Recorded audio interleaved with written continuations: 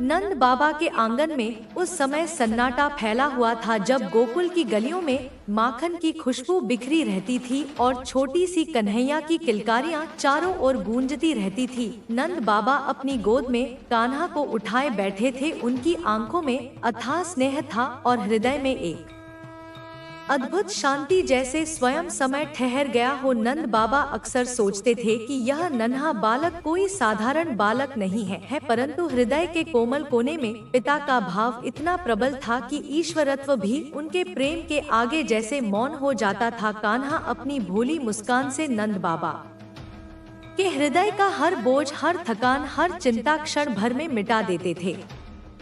नंद बाबा जब भी कान्हा की ओर देखते तो उन्हें अपनी सारी उम्र का सार नजर आता था। वह समझते थे कि यह बालक उनके जीवन का सबसे बड़ा आशीर्वाद है। कभी कभी रात के सन्नाटे में जब सारी गोकुल नगरी सो जाती थी, नंद बाबा अकेले बैठकर सोचते थे कि ब्रह्मांड के स्वामी का यह लीलाधारी रूप कितना रहस्यमय है। वह जानते थे कि कान्हा में कोई दिव्य शक्ति है। जब वह गोद में झूलते हैं तो मानो पूरे संसार की थकान मिट जाती है, और जब उनकी छोटी छोटी उंगलियां नंद बाबा की अंगुली पकड़ती है तो लगता है जैसे सृष्टि का हर रहस्य उसी स्पर्श में बंध गया हो। कभी कभी कान्हा की नटखट हरकतों से नंद बाबा मन ही मन मुस्कुराते रहते। कान्हा जब माखन की मटकी फोड़ देते या गोपियों के घरों से माखन चुरा कर लाते तो यशोदा मैया नाराज हो जाती, पर नंद बाबा के चेहरे पर हल्की सी मुस्कान आ जाती। वह जानते थे कि यह नटखटपन ही उनके कान्हा का स्वभाव है और यही नटखटपन गोकुल की पहचान बन चुका है। नंद बाबा ने कान्हा की आंखों में कई बार ऐसा तेज देखा था जिसे शब्दों में बांधना संभव नहीं था। वह जानते थे कि यह बालक केवल उनका पुत्र नहीं है, बल्कि वह शक्ति है जिसके होने से गोकुल की हर श्वास सुरक्षित है। जब पूतना गोकुल में आई और कान्हा के जीवन पर संकट आया था, तब नंद बाबा का हृदय भय से कांप उठा था। वह उस क्षण को कभी नहीं भूल सकते जब एक दैत्यनी उनके शिशु को हानि पहुंचाने आई थी, पर कान्हा की मुस्कान अडिग रही। उस घटना के बाद नंद बाबा का विश्वास और गहरा हो गया कि कान्हा पर कोई अनंत शक्ति का आशीर्वाद है। उस दिन के बाद उन्होंने निश्चय कर लिया कि चाहे कैसी भी आपदा क्यों न आए, वह कान्हा के चरणों की रक्षा के लिए अपना सब कुछ न्योछावर कर देंगे। नंद बाबा को स्मरण है जब पहली बार उन्होंने देखा कि कान्हा के चरणों में ब्रह्मांड समाया हुआ है। एक बार यशोदा मैया ने कान्हा से नाराज होकर उनका मुंह खोलकर देखा और उस छोटे से मुंह में पूरा ब्रह्मांड विराजमान था। यह सुनकर नंद बाबा का हृदय श्रद्धा से भर गया, पर फिर भी उनके हृदय का पितृभाव कान्हा को केवल पुत्र की तरह ही देखता रहा। वह समझते थे कि यदि यह ईश्वर है तो भी उनके लिए तो यह वही नन्हा शिशु है जो गोद में आकर मचलता है, जो उनके गले में अपनी छोटी बाहें डालकर सो जाता है। गोकुल की गलियों में जब भी गोपियां कान्हा की शिकायत लेकर आती, नंद बाबा ध्यान से सुनते और अंत में मुस्कुरा देते। उन्हें मालूम था कि कान्हा का आकर्षण ऐसा है कि शिकायत करने वाली भी अंत में उन्हीं की लीला में खो जाती है। कान्हा की नटखट मुस्कान हर मन का वैर भुला देती थी। वह जब बांसुरी बजाते तो नंद बाबा दूर से ही सुनकर समझ जाते कि अब गोकुल में आनंद की लहर दौड़ने वाली है। वह बांसुरी की तान न केवल गोपियों के हृदय को मोह लेती, बल्कि नंद बाबा के मन में भी अद्भुत शांति भर देती। नंद बाबा के लिए कान्हा केवल पुत्र नहीं, बल्कि उनके जीवन की धड़कन थे। वह जानते थे कि कान्हा की हर सांस में कोई दिव्य रहस्य है। कभी कभी वह कान्हा को खेलते हुए देखते तो लगता मानो स्वयं ब्रह्मांड उनके साथ खेल रहा हो। वह जानते थे कि उनका पुत्र गोकुल की आत्मा है, गोकुल का आनंद है, गोकुल की रक्षा का वचन है। और नंद बाबा इस विश्वास के साथ हर दिन जीते कि चाहे कैसी भी विपत्ति आए, उनका कान्हा सब संभाल लेंगे। नंद बाबा की आंखों में वह प्रेम था जो शब्दों से परे था। वह जानते थे कि उनके आंगन में जो नन्हा कन्हैया खेल रहा है वह केवल उनका पुत्र नहीं है, बल्कि स्वयं आनंद का साकार रूप है। फिर भी उनके हृदय में केवल पिता का भाव जागता था। जब वह कान्हा की छोटी छोटी उंगलियों को अपने हाथ में थामते तो लगता मानो पूरी सृष्टि की धड़कन उन्हीं के भीतर समाई हो। कान्हा की हर शरारत में उन्हें जीवन की गूढ़तम शिक्षा छुपी हुई दिखाई देती थी। वह जब माखन की मटकी फोड़ते तो नंद बाबा सोचते, यह माखन नहीं, यह हृदय की गांठों को तोड़ना है, यह बंधनों से मुक्ति का प्रतीक है। और जब कान्हा गोपियों के घरों में जाकर माखन चुराते तो नंद बाबा के मन में गहरा भाव उमड़ता कि यह चुराना नहीं, बल्कि आत्मा और परमात्मा का खेल है, जहाँ प्रेम में स्वामित्व नहीं होता। कभी कभी नंद बाबा आधी रात को उठकर चुपचाप कान्हा को निहारते। जब चांदनी की हल्की किरणें कान्हा के चेहरे पर पड़ती तो लगता मानो स्वयं चंद्रमा उनके चरणों में नतमस्तक हो गया हो। कान्हा की गहरी नीली आंखों में उन्हें कभी सागर की गहराई दिखती तो कभी आकाश की अनंतता। कभी लगता कि इन आंखों में कोई रहस्य छुपा है जो केवल भक्ति से ही जाना जा सकता है। वह जान गए थे कि यह बालक केवल गोकुल का नहीं, बल्कि पूरे ब्रह्मांड का है। फिर भी उनके लिए वह उनके घर का नन्हा शिशु था, जो जब उनकी गोद में आकर सोता तो पूरी थकान मिट जाती। जब कन्हैया पहली बार अपने नन्हे कदमों से आंगन में चले थे, उस दिन नंद बाबा की आंखों से अश्रु रुक ही नहीं रहे थे। वह क्षण उनके जीवन का सबसे पवित्र क्षण था। कान्हा का हर कदम गोकुल की धरती पर आशीर्वाद बनकर पड़ता था और नंद बाबा उस हर पदचिन्ह को निहारते रहते। उन्हें लगता मानो स्वयं भगवान इस भूमि को पवित्र करने आए हैं। परंतु पिता का मन फिर भी उन्हें केवल अपने बच्चे की तरह देखता रहता। वह उन्हें गले से लगाकर कहते, मेरे लाल, तू तो मेरा सब कुछ है। और कान्हा की मासूम हंसी उस क्षण को अमर कर देती। कभी कभी नंद बाबा को लगता कि कान्हा का अस्तित्व केवल गोकुल तक सीमित नहीं है। जब कंस के अत्याचार की चर्चा होती, जब गोकुलवासियों के दिलों में भय की छाया होती, तो नंद बाबा का मन भी चिंता में डूब जाता। पर जब वह कान्हा के चेहरे पर नजर डालते तो सब चिंता मिट जाती। उनके भीतर यह विश्वास गहराता कि जब तक यह बालक इस आंगन में है, कोई विपत्ति गोकुल को छू भी नहीं सकती। उन्होंने कई बार महसूस किया कि कान्हा की उपस्थिति से पूरी गोकुल नगरी में अदृश्य सुरक्षा का कवच फैला हुआ है। यमुना जी के किनारे जब कान्हा अपने दोस्तों संग खेलते तो नंद बाबा दूर से खड़े होकर उन्हें देखते रहते। उनके कानों में बच्चों की किलकारियां गूंजती और उनका हृदय गर्व से भर जाता। जब कभी कान्हा गोवर्धन पर्वत की ओर इशारा करते या गोकुलवासियों से कहते कि पर्वत की पूजा करनी चाहिए, तो नंद बाबा उनके विचारों की गहराई पर चकित हो जाते। वह सोचते, यह बालक कैसे ऐसी बुद्धि रखता है जो संसार की सीमाओं से परे है। उस क्षण उन्हें लगता कि यह खेल खेल में भी कान्हा सबको कोई न कोई सत्य समझा रहे हैं।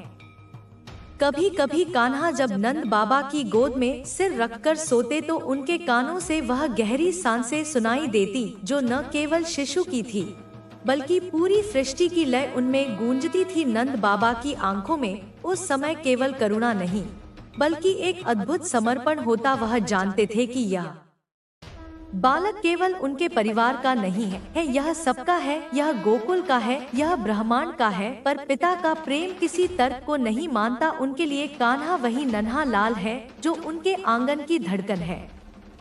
नंद बाबा की आंखों में प्रेम की वह गहराई थी जिसे शब्दों में बांधना संभव नहीं था। उनका जीवन मानो कान्हा की मुस्कान से ही प्रारंभ होता था और उसी में समाप्त हो जाता था। जब कान्हा आंगन में नटखट अंदाज में दौड़ते हुए आते तो नंद बाबा के हृदय में एक अनुपम शांति का संचार होता। उन्हें लगता मानो उनके घर का हर कोना कान्हा की किलकारियों से पवित्र हो गया है। जब कान्हा अपनी छोटी छोटी हथेलियों से नंद बाबा के गले को पकड़कर हंसते तो उस क्षण समय भी ठहर जाता और दुनिया का हर दुख मानो दूर हो जाता। गोकुल की गलियों में कान्हा के नाम की गूंज हर दिन सुनाई देती थी। गोपियां शिकायत लेकर आती कि तुम्हारा कान्हा माखन चुरा रहा है, तुम्हारा कान्हा मटकी तोड़ रहा है। लेकिन नंद बाबा हर शिकायत के पीछे छुपे प्रेम को पहचानते थे। वह गोपियों की बात ध्यान से सुनते और हल्की सी मुस्कान के साथ कहते, यह तो कान्हा की लीला है। वह जान गए थे कि यह बालक केवल शरारती नहीं बल्कि सबके हृदय का स्वामी है। कान्हा की हर हरकत में कोई गहरा रहस्य छुपा था और नंद बाबा उसे भले न समझते हो पर अनुभव करते थे। कभी कभी नंद बाबा जब रात के सन्नाटे में बैठते तो सोचते कि ब्रह्मांड के स्वामी इस नन्हे रूप में उनके आंगन में क्यों आए हैं। वह समझ नहीं पाते, पर उनका हृदय मानता था कि यह प्रेम का आशीर्वाद है। उनका विश्वास इतना प्रबल था कि वह हर कठिनाई में स्वयं को निश्चिंत अनुभव करते थे, क्योंकि उन्हें लगता था कि जब तक कान्हा उनके साथ है तब तक कोई भी विपत्ति गोकुल को छू नहीं सकती। कान्हा की एक मुस्कान ही उनके जीवन की सबसे बड़ी संपत्ति थी, और जब वह गोद में सोते थे तो नंद बाबा की आत्मा तक को विश्राम मिल जाता था। जब कालिया नाग का संकट आया था और कान्हा यमुना के तट पर खेलते खेलते उस नाग से भिड़ गए थे, उस समय नंद बाबा का हृदय भय से कांप रहा था। उन्हें लगा कि उनके लाल पर कोई बड़ी आपदा आ पड़ी है, पर जब उन्होंने देखा कि उनका नन्हा कान्हा उस विशालकाय नाग के फन पर नृत्य कर रहा है, तब नंद बाबा की आंखों में आंसू छलक आए। वह समझ गए थे कि यह कोई सामान्य बालक नहीं बल्कि स्वयं शक्तियों का स्रोत है। फिर भी उनका मन कहता था कि यह वही बालक है जो रात को उनके सीने पर सिर रखकर सो जाता है।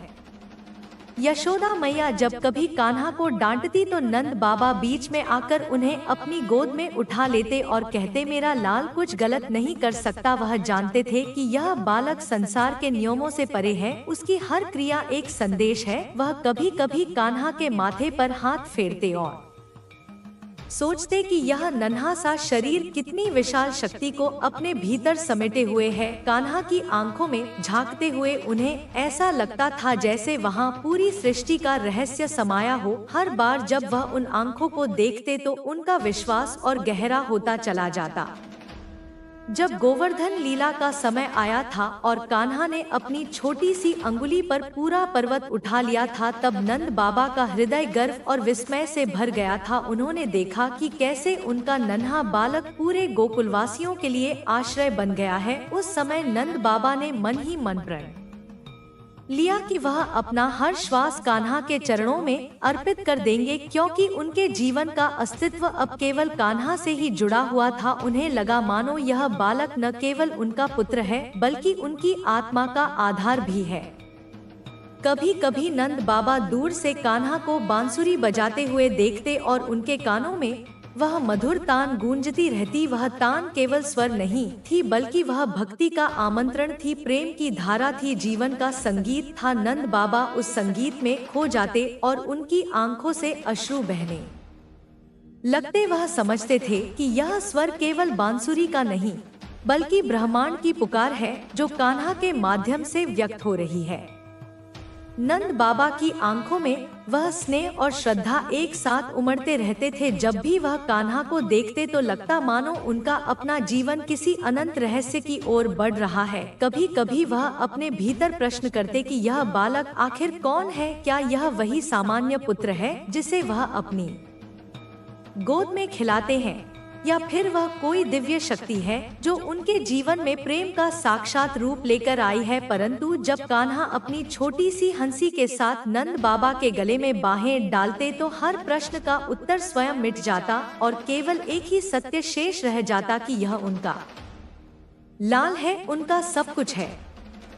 जब कभी गोकुल में संकट आता तो नंद बाबा की आंखें अनायास कान्हा की ओर उठ जाती। उनके हृदय में यह विश्वास जन्म ले चुका था कि कान्हा जहाँ है वहाँ कोई भी आपदा गोकुल को छू नहीं सकती, चाहे वह पूतना की दैत्यनी हो, चाहे तृणावर्त हो, चाहे कंस के दूत हो। हर बार उन्होंने देखा था कि कान्हा अपनी दिव्य लीला से सबको बचा लेते हैं, परंतु फिर भी नंद बाबा का पितृभाव उन्हें ईश्वर नहीं मानने देता। उनके लिए वह वही नन्हा शिशु थे जो उनके आंगन की मिट्टी में खेलते हैं, जो माखन की खुशबू से अपने हाथों को सजा लेते हैं, जो गोपियों की मटकी में झांक कर हंसते हैं। कभी कभी रात के गहन अंधकार में जब पूरा गोकुल सो जाता था, नंद बाबा अकेले आंगन में बैठ जाते, कान्हा को निहारते और सोचते कि यह छोटा सा शरीर कैसे इतनी विशाल ऊर्जा को समेटे हुए है। वह कान्हा की छोटी छोटी उंगलियों को अपने हाथ में थामकर उन्हें अपने सीने से लगा लेते, मानो पूरे संसार को सुरक्षित कर रहे हों। वह समझते थे कि यह बालक केवल उनका पुत्र नहीं बल्कि गोकुल की आत्मा है, इस आंगन का हृदय है और इस घर की सांसें हैं। जब कान्हा अपने मित्रों संग यमुना के तट पर खेलते तो नंद बाबा दूर से उन्हें देखते रहते। कभी कान्हा मिट्टी में लौटते, कभी बांसुरी बजाते, कभी गोपियों को चिढ़ाते और नंद बाबा की आंखों में वह दृश्य भर जाता मानो कोई स्वर्गीय खेल उनकी आंखों के सामने घट रहा हो। जब कान्हा की हंसी हवा में गूंजती तो लगता जैसे स्वयं यमुना की लहरें उस स्वर में झूम रही हो। नंद बाबा सोचते कि यह बालक केवल खेल नहीं रहा बल्कि हर क्षण इस सृष्टि में प्रेम का एक नया अध्याय लिख रहा है। जब इंद्रदेव के प्रकोप का समय आया और गोकुलवासियों पर भीषण वर्षा होने लगी, तब नंद बाबा का हृदय भय और चिंता से भर गया था। पर जब उन्होंने देखा कि कान्हा अपनी छोटी सी अंगुली पर विशाल गोवर्धन पर्वत उठाकर सबको आश्रय दे रहे हैं, तो उनकी आंखों से आंसू झरने लगे। वह क्षण उनके लिए किसी चमत्कार से कम नहीं था। उस दिन नंद बाबा को गहराई से अनुभव हुआ कि यह बालक कोई साधारण जीव नहीं है, परंतु अगले ही क्षण पिता का भाव उनके भीतर जागा और उन्होंने कान्हा को अपनी गोद में भर लिया, मानो कहना चाहते हो कि चाहे तुम ब्रह्मांड के स्वामी ही क्यों न हो, मेरे लिए तो तुम केवल मेरे लाल हो। यशोदा मैया जब कभी कान्हा पर क्रोधित हो जाती तो नंद बाबा उनके पास जाकर धीरे से कहते, इसे मत डांटो, यह तो स्वयं आनंद का स्रोत है। यह जो कुछ भी करता है उसमें कोई न कोई रहस्य छिपा होता है। पर यशोदा मैया का मातृभाव भी उतना ही प्रबल था। वह कान्हा की नटखट शरारतों पर नाराज होती और अगले ही क्षण उनके आंसू पोंछती। नंद बाबा उस दृश्य को देखकर मौन रह जाते और भीतर से सोचते कि यही तो भक्ति का रूप है, जहाँ प्रेम में अधिकार भी है और समर्पण भी। कभी कभी नंद बाबा कान्हा के बांसुरी वादन को सुनते तो उनकी आंखें नम हो जाती। वह अनुभव करते कि यह स्वर केवल गोकुल की गलियों में ही नहीं गूंज रहा बल्कि ब्रह्मांड की अनंत सीमाओं तक पहुंच रहा है। वह सोचते कि यह संगीत केवल कान्हा की उंगलियों से नहीं निकलता, यह तो स्वयं ईश्वर के हृदय की धड़कन है जो इस बांसुरी से प्रकट हो रही है। नंद बाबा उस मधुर तान में खो जाते और उनके भीतर एक गहन शांति का अनुभव होता। कभी कभी नंद बाबा अपने हृदय में यह सोचते कि आने वाले समय में शायद उन्हें अपने कान्हा से दूर जाना पड़ेगा। यह विचार उनके मन में एक हल्की सी वेदना जगाता, पर अगले ही क्षण वह स्वयं को समझाते कि यह बालक कहीं भी जाए पर उनकी आत्मा का हिस्सा हमेशा उनके पास रहेगा। उनका जीवन कान्हा के नाम से ही सार्थक है और उनका हर श्वास उसी के चरणों का प्रसाद है। नंद बाबा के हृदय में कान्हा के लिए जो प्रेम था वह किसी सीमा में बंधा नहीं जा सकता था। वह प्रेम एक साधारण पिता के स्नेह से कहीं अधिक था। उसमें एक अनंत करुणा थी, उसमें विश्वास की वह गहराई थी जिसे शब्दों में नहीं बांधा जा सकता। जब वह कान्हा को खेलते हुए देखते तो उनके भीतर ऐसा लगता मानो समय की हर धारा थम गई हो और पूरा ब्रह्मांड उसी क्षण में ठहर गया हो। कभी कभी वह अपने मन में सोचते कि इस बालक की हर मुस्कान में कोई अनजाना रहस्य है। कभी उनकी आंखों की गहराई में ऐसा प्रकाश दिखता मानो अनंत लोकों के रहस्य उन छोटी आंखों में छुपे हैं। पर जैसे ही वह नन्हा कान्हा उनके गले से लिपटकर हंसता था, वैसे ही हर प्रश्न, हर संदेह, हर जिज्ञासा मिट जाती और केवल प्रेम की पवित्रता शेष रह जाती। जब कान्हा पहली बार अपने नन्हे पैरों से चलना शुरू कर रहे थे, उस दिन नंद बाबा की आंखें गर्व और आनंद से छलक उठी थी।